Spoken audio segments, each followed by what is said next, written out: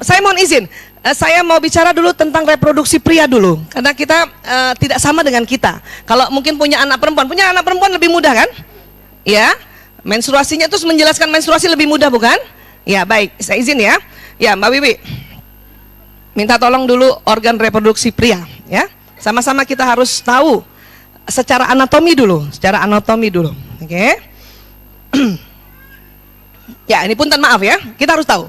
Karena kan kita punya anak laki-laki dan kita juga punya suami, ya. Ini orangnya hadap sana, potongannya begini jadinya, ya.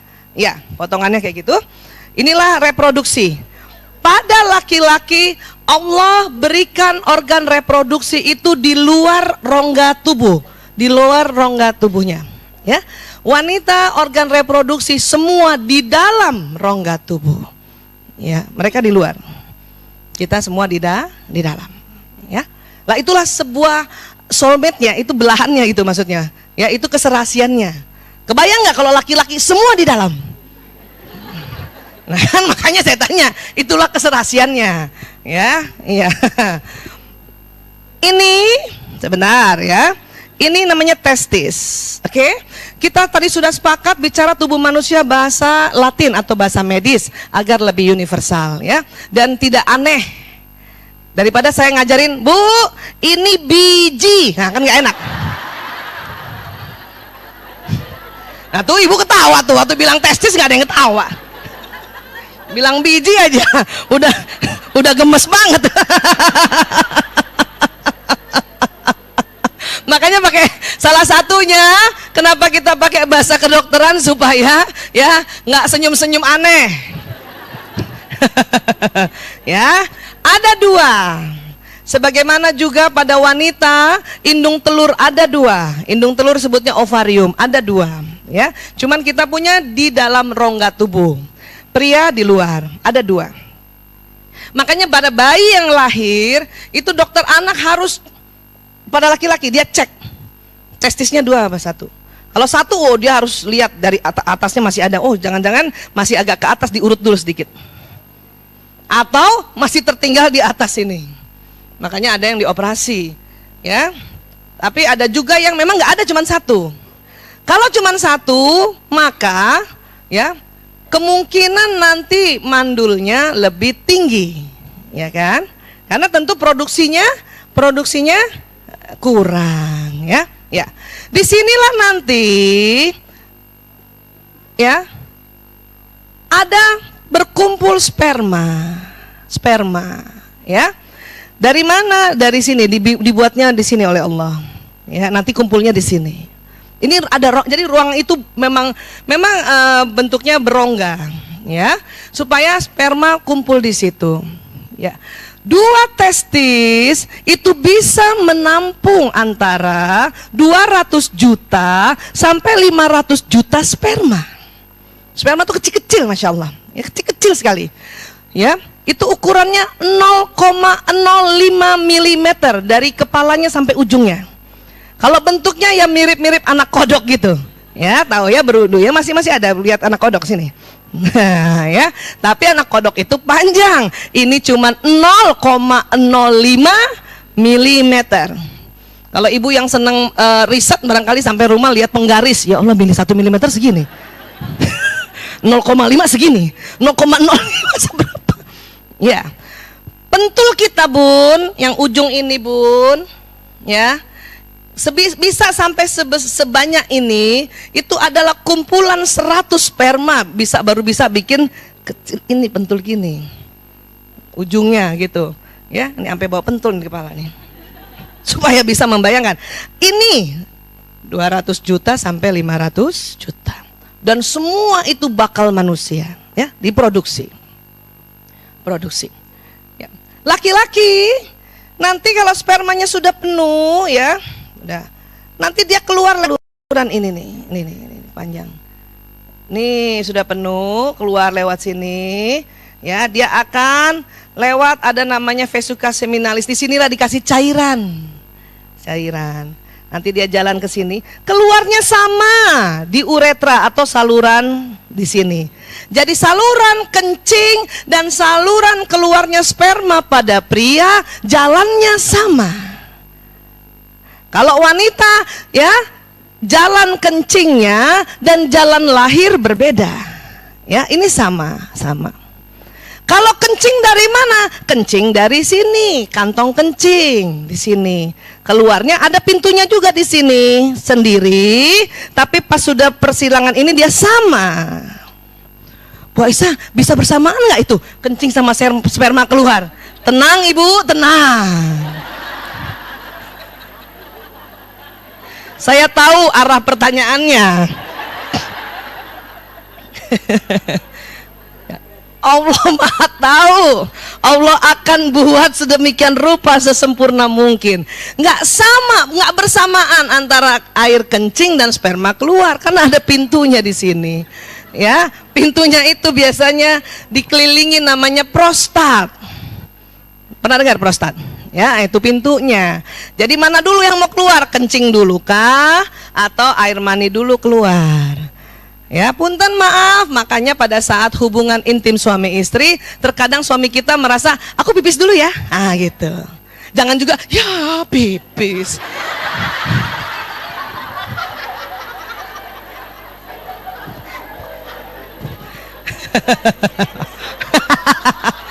Nggak usah Bu, tenang ya. Dan dia bergantian ya. Ya, kadang ditahan dulu sama Allah di sini. Karena apa? Alat sudah diciptakan. Ya, ini dulu kencing, ya, begitu. Nah, ini namanya penis, makanya sepakat saja kita ya istilahkan penis. Dia itu kayak spons dalamnya. Spons tapi spons ya. Nanti akan berisi ya nak darah di sini. Ya, kemudian di sini juga banyak persarafan, makanya di sini tempat yang sangat sensitif, ya. Ya, kita tidak dia pegang saja, cerita saja ini sudah mulai bergetar daerah sini ya. Ya, kita kasih nama penis, ajarkan anak-anak namanya penis. Bun, kan anak kecil itu ya biasanya bertanyanya tentang tubuh kita kan. Misalnya dia punya anak laki perempuan gitu. Kadang-kadang kan gitu kan suka mereka belajar anatomi. Aku kok lain ya sama kakak aku misalnya gitu. Ya Bun, ini apa namanya? Pakai kan nak bahasa kedokteran ya. Iya nak, ini penis. Karena ada ibu-ibu salah, masa dia bilang ini singkong. Sih gimana sih? Burung. Nah, nanti membedakan dengan burung yang di atas itu gimana? Singkong, masa dibilangin singkong sih? Aduh, makanya penis. Ujungnya, kepalanya namanya gland penis. Gland itu kepala. Langsung kan? Ya, ini disinilah yang nanti akan disunat ya, kulitnya dibuka. Di sini sirkum ya, ini. Dan biasa anak kecil nih, anak laki-laki kita, pagi-pagi setiap mau pipis ya, penisnya berdiri. Itu bahasa medisnya ereksi. Ereksi. Gak usah pakai bahasa daerah ya, aneh ntar. Tuh gak disebut aja ibu ketawa. Aduh. Makanya namanya ereksi. Nanti kalau dia tanya, Bun, kenapa berdiri? Iya nak, itu namanya ereksi karena mau pipis. Kenapa? Karena ini ada salurannya. Kasih perumpamaan ya, seperti saluran air yang di luar. Kalau dia tertekuk, airnya susah keluar ya. Nah, bumpet kata Bun. Siapa yang bilang bumpet tadi? Maka dia harus berdiri dulu agar salurannya lebih mudah lewat air kencing. Anak kecil ibu ngomongin air kencing aja, nggak usah air sperma. Karena belum lagi umurnya, nanti kelas 4 baru mulai bicara ini, ya, bicara tentang sperma. Nah, kemudian sperma itu di sini nanti pada masanya dia sudah terbentuk banyak, penuh, maka keluar. Dan keluar pertama pada anak laki-laki itu, ya, ini pada saat keluarnya dalam keadaan tidur. Inilah yang disebut mimpi basah, ya, dan tidur. Terus gimana yang keluar? Ya sekitar itu. Antara 200 juta sampai 500 juta. Sebanyak apa? Sebanyak cuman 5 mili. 5 mili itu seberapa, Bu? 1 sendok obat. Coba kasih lihat dulu cairan sperma ya. 1 sendok obat itu 5 mili. Maaf ya, ini bentuknya kayak gitu ya. Iya. Karena cuman 5 mili atau 1 sendok obat atau 1 sendok teh, maka yang basah hanya celana dalamnya saja. Makanya bilang sama anak laki-laki, apalagi yang masih kelas 4, nak, nanti suatu saat kamu mulai usia pubertas ditandai dengan mimpi basah. Kamu mimpi pas bangun celana dalam basah. Kasih tahu juga, bedakan dengan ngompol. Kalau ngompol minimal 100 cc. Iya, enggak 1 sendok teh. Ngompol apa 1 sendok teh? Itu spirit namanya. Minimal 100 cc, ada yang 200 cc, dan dia lebih penuh lagi 2 pekan, ada yang 2 pekan, ada yang 3 pekan ya. Iya, penuh keluar. Nah, ya karena belum berumah tangga, belum punya istri, makanya pasti keluarnya pas tertidur, pas tidur. Nah, alami sekali. Waktu tidur itu ya, dia akan keluar ini 2 pekan lagi begitu. Mimpi apa ya Bu Aisyah? Jelas kalau dalam hadis dikatakan mimpi bersetubuh. Ya, kalau nanti anak-anak tanya, kalau dia masih terlalu kecil, nanti aku mimpi apa Bun? Nanti mimpi di sampingnya ada perempuan, mungkin kamu peluk perempuan itu atau kamu peluk perempuan itu. Karena mungkin anak umur segitu nggak ngerti bersetubuh apa. Ya, iya. Oh gitu. Jadi mimpinya itu ya, Bunda jangan pada penasaran ya. Kayak banyak ibu-ibu tuh sebetulnya mimpi basah mimpi apa sih? Nah, ada hadisnya, kata Nabi mimpi bersetubuh.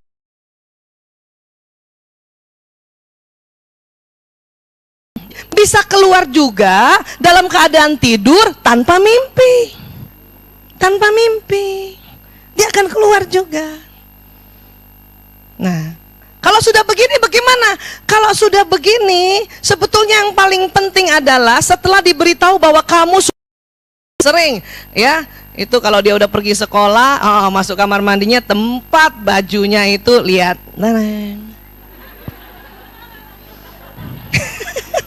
Iya. Kenapa? Supaya tahu, oh lagi habis mimpi basah. Yang kedua adalah membersihkannya. Harus lebih khususkan dibersihkan. Walaupun ini tidak najis. Tidak najis, tapi harus dibersihkan kalau masih basah. Kalau dia misalnya sudah terlanjur kering, itu boleh dikerik pakai kerikan. Bahkan Sayyidina Aisyah radhiyallahu an pernah bercerita bahwa pernah tertinggal air mani di baju Rasulullah, tapi terlanjur kering karena waktu basah nggak sempat dilihat, jadi nggak sempat dicuci. Nah, kan kering di baju itu, ya. Sayyidina Aisyah itu membersihkannya pakai kukunya gitu, dibegituin. Sudah nggak apa-apa, gitu. Bisa dipakai untuk sholat, kan gitu. Kalau saya rangkaiannya bukan gitu, karena saya mau cucinya pakai mesin cuci, jangan sampai nyampur-nyampur. Cuciin aja dulu. Belum berumah tangga, kalau air mani keluarnya pada saat kita juga hubungan intim suami istri. Kalau keluarnya memancar, ya, dan air mani itu lebih kental dan lebih putih, ya, dan pada saat dikeluarkannya, maaf, laki-laki ini atau orang ini merasa capek, itu air mani. Kalau mazi enggak, air mazi biasanya keluar di awal-awal. Maaf kalau di hubungan intim pada saat maaf istilahnya foreplay. Pada saat foreplay biasanya suami kita sudah mulai keluar air mazi. Setelah itu baru nanti keluar air mani, bentuknya pancar. Anak-anak juga begitu. Pas dia testisnya penuh, ya, biasanya air mazinya dulu keluar. Pada saat aktivitas. Kalau keluarnya pada saat aktivitas, namanya air mazi karena nggak rasa dan dia tidak memancar.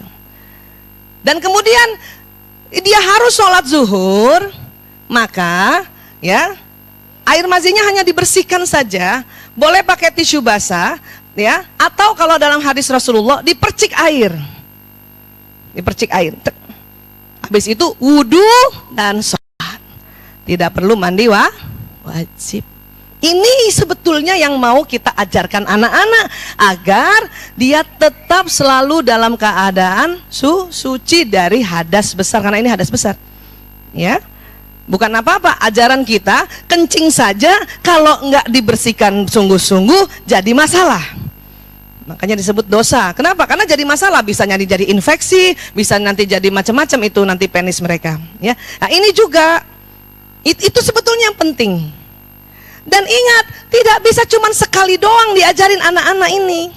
Ingetin lagi tiap bulan, ingetin lagi sampai nanti dia terbiasa. Kapan terbiasanya? SMA. Makanya SMP itulah masa transisi dan masa yang ibu masih bisa dampingi untuk ingatkan, nak, udah mandi junub sudah. Nah, biasanya air mazi keluar ini duluan pada saat aktivitas. Malamnya dia mimpi basah. Ya, karena ini mendahului. Oke. Bun, 2 hari kah 1 hari anak laki-laki mau mimpi basah, itu gelora hasratnya meningkat. Ini yang kita harus paham dan harus tahu bagaimana cara menyalurkannya. Kenapa? Karena nggak tahu cara menyalurkannya, hati-hati ya terhadap, pornografi yang muncul kalau anak-anak main di gadgetnya yang secara pop up itu. Kenapa? Dia akan terstimulasi untuk melihat itu. Ya. Jadi gimana cara menyalurkannya? Lihat lagi otak laki-laki. Otak laki-laki ada program yang tidak ada pada wanita. Saya berkali-kali bilang, apa itu? Sport and games. Jadi kalau anak-anak, ya, anak saya nih kadang-kadang, bayangin anak saya kan laki-laki 4 ya, alhamdulillah, jadi kenyang juga belajar ini. Malam-malam, Bu, aku mau main futsal. Pas lihat jam, jam 10, nak, kok jam 10 nak main futsal? Sebentar aja, Bu, sebentar aja. Itu saya udah tahu, kayaknya mau mimpi basah tuh. Dia ada gejolak, dan saya harus izinkan. Oh ya udah nak. Hati-hati ya nak ya, bismillah cepat pulang ya. Ya. Jadi nggak boleh ditahan juga. Kalau untung rumah saya dekat sekali dengan gelanggang futsal. Atau kalau misalnya hujan nggak bisa, Bu, aku boleh nggak main basket di ruang tamu? Gitu. Bun, saya punya anak 5, 4 laki-laki, sampai sekarang nggak punya ruang tamu. Sampai sekarang dari dulu. Kenapa? Ya maklum lah, tinggal di zaman sekarang ya rumah kecil-kecil gitu ya. Ya udah, Bu, main basket boleh. Main basket itu. Saya udah tahu tuh. Ini hasrat nih. Tapi kalau saya bilang gini, nak, apa bisa besok nak? Terus dia bisa tunda besok? Itu enggak, bukan. Tapi kalau malam itu dia mau terus dan nggak bisa ditunda, itu sebentar mau mimpi basah tuh. Kalau nggak besoknya atau ntar malam. Nah daripada dia lihat yang aneh-aneh kan, udah deh main basket deh. Main. Makanya saya nggak punya kristal. Lampu kayak gini ya Allah nggak ada, Bu. Saya bohlam biasa aja dah. Daripada spanning main basket, waduh. Udah main basket aja ya Allah, laki banget. Jadi itu kodenya, Bu. Atau begini, Bu, aku main game sebentar aja, karena biasanya main game paling telat itu kan jam 10-an ya, atau ada hari tertentu. Tapi dia kepengen banget, aku main game di komputer sebentar aja, Bu, sebentar aja, please, setengah jam aja. Nggak bisa besok, nak, kan mau ujian. Sebentar aja. Kalau udah kalimat sebentar aja pada laki-laki yang sudah mulai remaja, pra-remaja, berarti dia ada desakan birahi ini. Kasih aja, Bu. Kalau saya ya, terserah ibu lah. Kalau saya kasih, oh iya, ya, nah setengah jam ya, habis itu nanti, ya, bener. Supaya apa? Geloranya itu keluar di sport and games. Kebetulan anak saya, maaf ya, kalau musik kan itu bakat, ada bakat. Mau main musik, ada yang senang main drum, ya, bayangin jam 11 malam mau main drum. Itu WA tetangga langsung, Bu Aisyah, kenapa ribut? Makanya di rumah sekarang dibikin studio musik gara-gara punya anak laki 4, udah tahu tuh kalau mau begini-beginian aneh-aneh tuh. Iya, nah sekarang terserah mau jam 12 main. Mungkin pas gitu keluar, nah.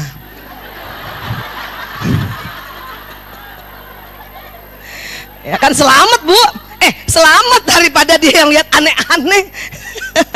Gitu. Bisa paham ya Bu, itu kode ya Bu, kode keras.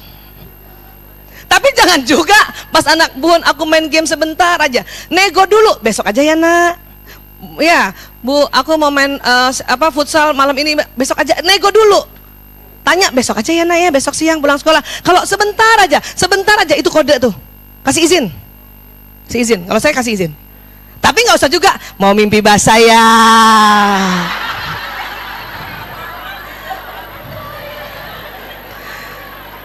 Itu rahasia laki-laki Bu. Nggak usah juga ibu terlalu pintar. Oh iya nak, ibu restui kamu nak ya, nak pergilah nak ya, gitu ya Bun. Iya, sampai sini sepakat dulu. Karena ini laki-laki nih, kadang-kadang kita mau dapat ilmunya kan malu juga tanya sama suami ya, dan nggak sempet juga. Suruh ayahnya yang ngajarin, nggak sempet juga ayahnya. Udah bunda aja, ayah aja, bunda aja. Ya Allah ya, aku kan nggak pernah mimpi basah sih. Kalau anak perempuan menstruasi mah aku bisa ngajarin kan gitu. Makanya tambah aja ilmunya, nggak apa-apa lah ayahnya. Sekarang bisa kan Bu, ayah biar bunda yang bicara. Sadar, yeah. Ya kan gini. Oke, sampai sini sepakat ya. Cirinya itu karena laki-laki ini pada saat sehari kah 2 hari ya mau keluar ini, itu birahinya muncul. Nah, kebalikannya perempuan, sehari 2 hari mau menstruasi, bukan birahi yang muncul, pengen pukul orang. Beda kita. Kenapa? Karena kalau ini kan ingin menyumbangkan sperma. Kalau nanti dia sudah berumah tangga kan inilah yang masuk ke dalam rahim istrinya untuk menjadi ya bakal manusia. Justru kalau kita perempuan menstruasi itu adalah telur yang tidak dibuahi, telur yang gagal dibuahi, makanya mau keluar, makanya tidak timbul birahi. Kapan wanita timbul birahi? Masa ovulasi, ditandai dengan keputihan yang cairan beningnya banyak.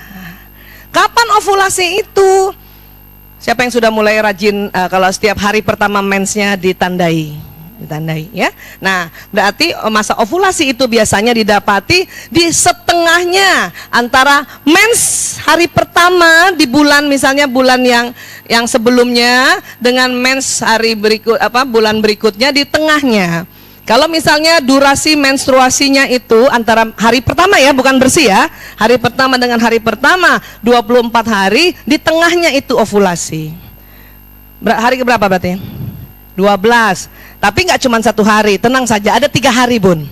11, 12, 13. Dari hari pertama mensnya, di situ wanita ovulasi, di situ maaf kita juga muncul birahi kita. Dan tanpa bunda rasa, sebetulnya Allah kasih cantik fisik kita pada saat itu. Iya, bokong jadi agak lebih besar, dada lebih, betul, ya. Nah, cuman bunda kali nggak pernah lihat ya, nggak pernah rasa. Saya ada sedikit aja belajar, jadi setelah saya tahu langsung, oh. Ya, dan wajah kita lebih cerah, lebih ceria karena memang dipersiapkan Allah untuk bisa mengajak suaminya untuk berhubungan intim dan mau pada saat itu. Kenapa? Itu telur lagi matang-matangnya dan sudah keluar dan dia sudah menunggu di saluran falopinya untuk keluar sperma. Jadi tandanya gitu. Kalau ibu udah mulai pengen cantik-cantik gitu, berarti ovulasi Bu. Oh, setiap hari.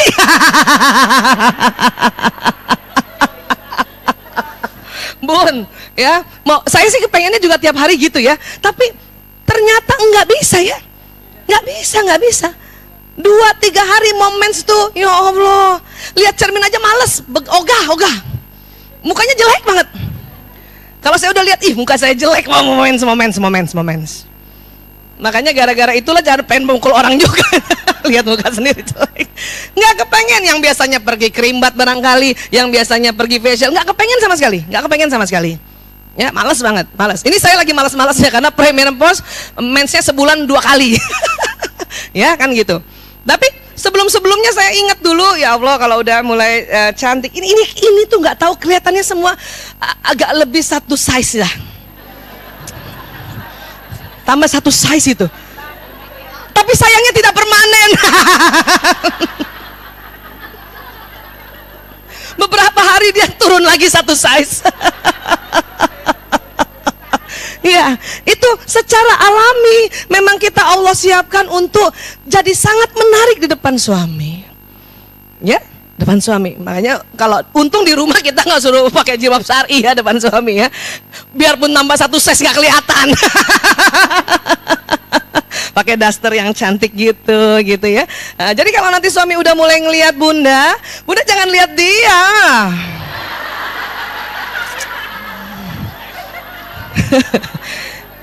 Kalau bunda lihat matanya suami langsung memalingkan muka. Kan tadi kita udah belajar secara anatomi, mata laki-laki tidak suka ketemu mata. Kita nggak usah lihat tapi kita juga tahu. Iya. Apa kayak pura-pura benahin lemari ya, tapi gitu-gitu ini ya. Sama suami bu. Jangan di kantor begitu. Iya, semua ilmu kita pakai. Secara alami Allah siapkan badan kita, secara anatomi otak tahu. Jangan juga udah secara alami oleh Allah siapkan tubuh kita nggak tahu matanya laki-laki. Kita udah cantik gitu kita liatin terus. Dia nggak akan lihat kita. Ya, iya. Terus pun kalau udah cantik bu, lihat depannya suami itu yang mana gitu. Jangan di sampingnya, dia juga nggak lihat. Iya, langsung depannya depan.